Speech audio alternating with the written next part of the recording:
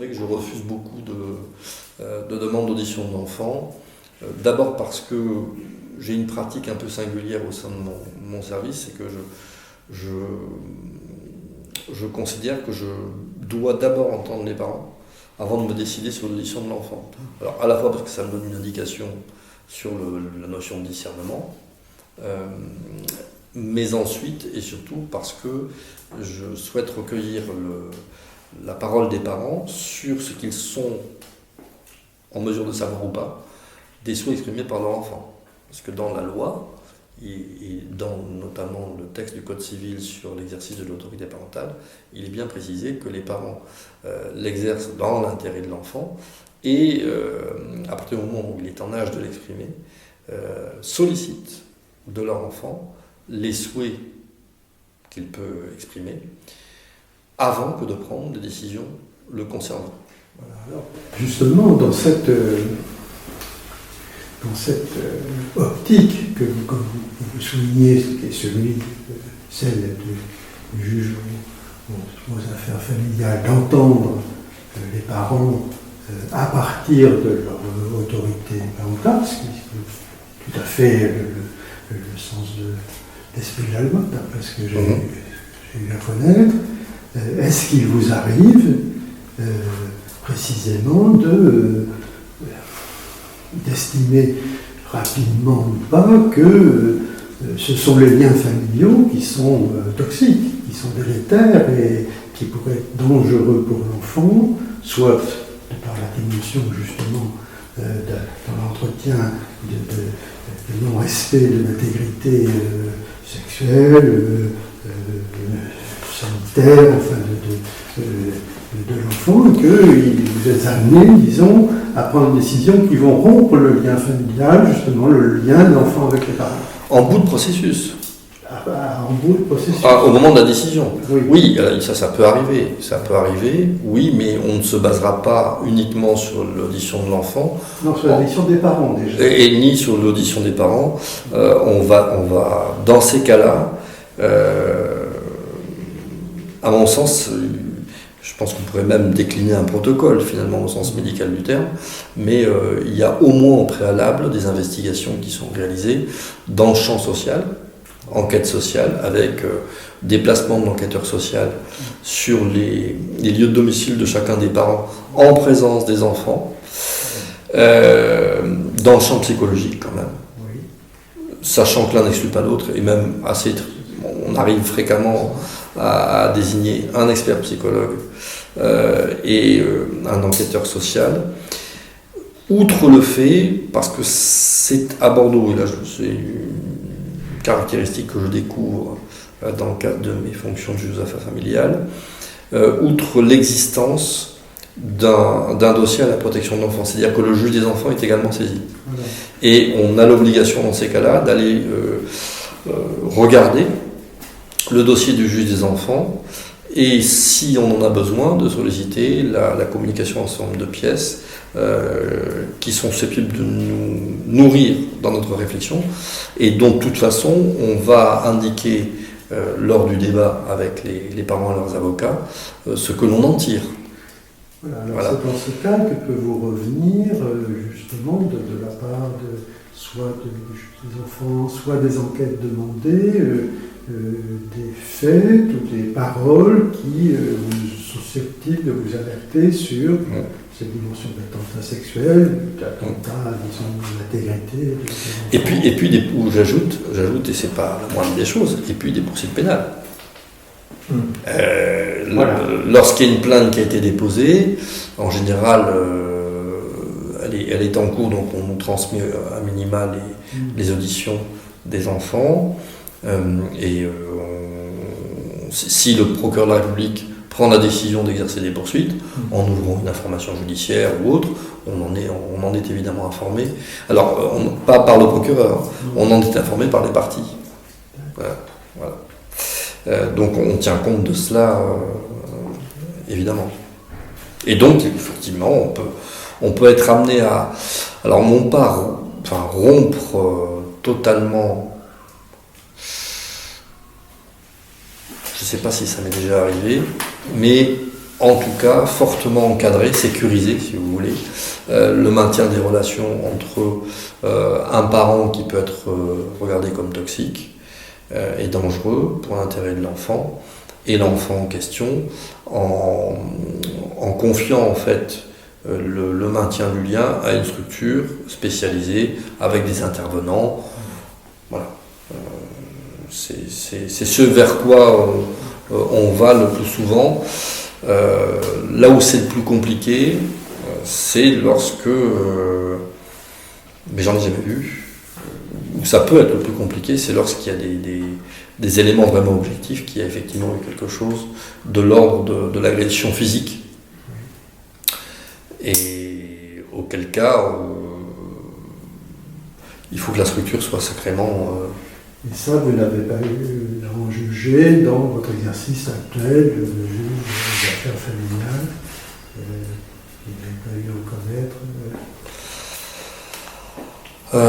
connaître. De faits vraiment objectivés, je cherche, je suis désolé. Mais je crois pas. Je crois pas.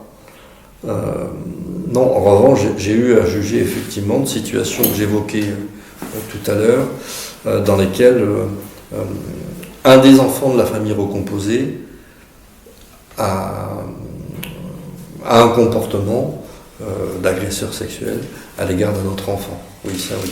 Et où c'est... Enfin, non seulement c'est avéré, mais c'est reconnu. Voilà. Et tout aussi difficile, il y a des situations où ça n'est pas objectivé. Ah oui. Et où la rupture du parent de l'enfant avec le parent supposé agresseur est totalement consommé et que l'enfant, ça va être très difficile pour que l'enfant puisse retrouver... Ce sont les cas les plus durs. Ce n'est pas un excès d'humilité que de dire que l'institution judiciaire est impuissante face au comportement des hommes et des femmes. On peut prendre toutes les décisions qu'on souhaite. À partir du moment où il y a un des parents qui fera toujours obstacle à la reprise du lien entre l'autre et l'enfant, je crois que le temps pour que ça change dépasse amplement le temps judiciaire. Et sur la question de la pénalisation, justement, de ces parents qui font obstruction sans qu'il y ait aucun élément objectif. Alors, la loi vient de changer, oui.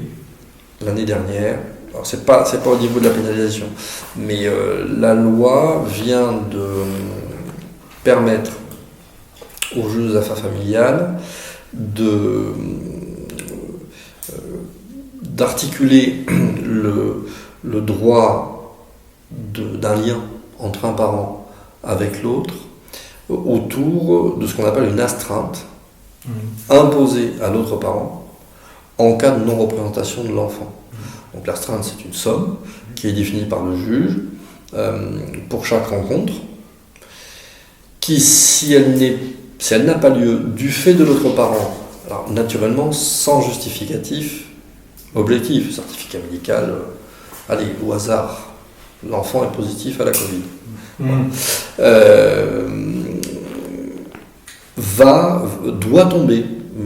Doit tomber, c'est-à-dire doit donner lieu à paiement par le parent qui subit l'astreinte. Cela étant, ça oblige l'autre parent à ressaisir le juge pour faire ce qu'on appelle liquider l'astreinte. Donc c'est de l'argent. C'est pas la même chose que la réponse pénale où, dans l'absolu, c'est de la prison qui est encourue. Voilà.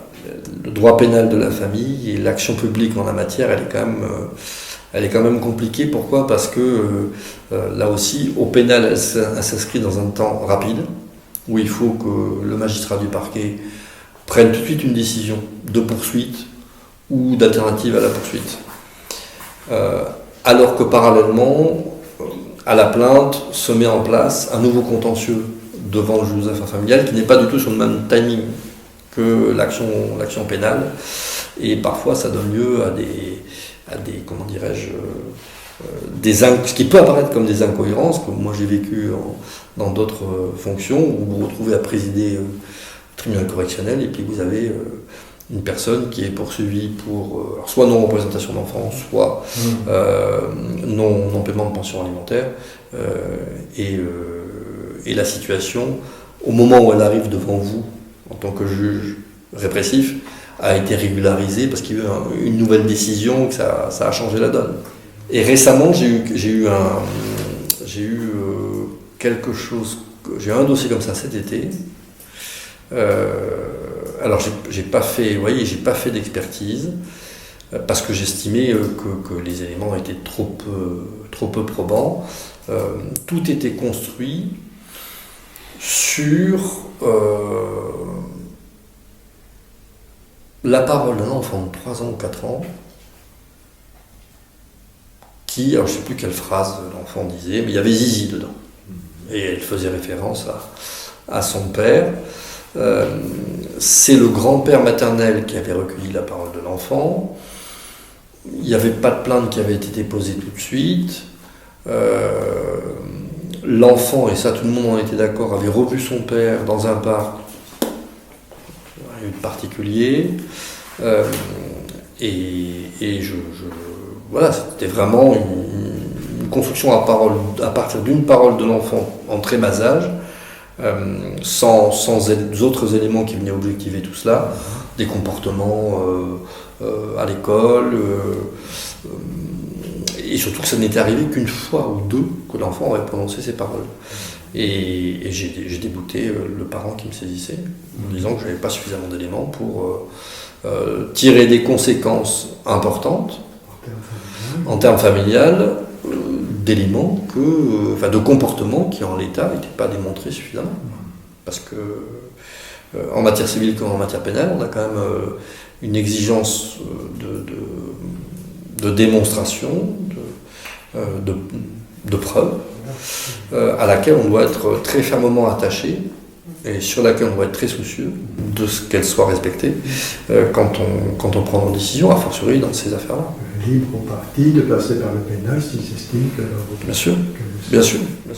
Donc je réitère vraiment que de toute façon c'est une posture qu'on est censé avoir dans la plupart des situations auxquelles nous sommes confrontés. Et je crois qu'il faut vraiment faire œuvre et preuve de prudence. Et prendre le temps qu'il faut, recueillir les éléments qui viennent d'autres horizons professionnels pour essayer d'entourer nos décisions d'une base qui soit la plus objectivable et solide possible.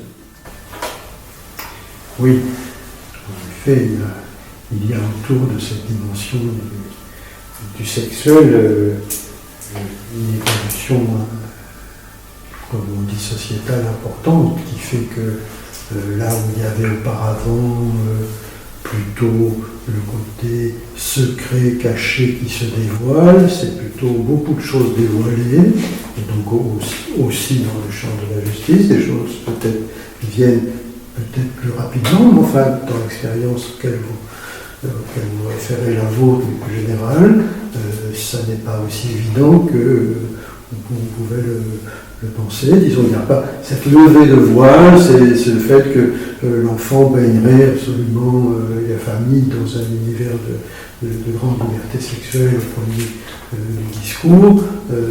Ça n'apparaît pas comme absolument au premier plan des affaires que vous avez à traiter au niveau des séparations. Je vous confirme. Oui. Voilà, c'est la majorité, c'est important de rappeler. Au fond, la structure familiale, même au moment où elle se rompt, se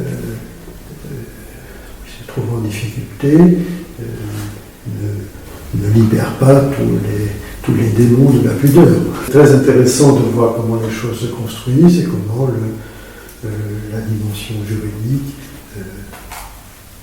encadre ces questions dans les moments où justement l'intérêt supérieur de l'enfant est en cause, au moment de la famille. Mais toutes les décisions qu'on rend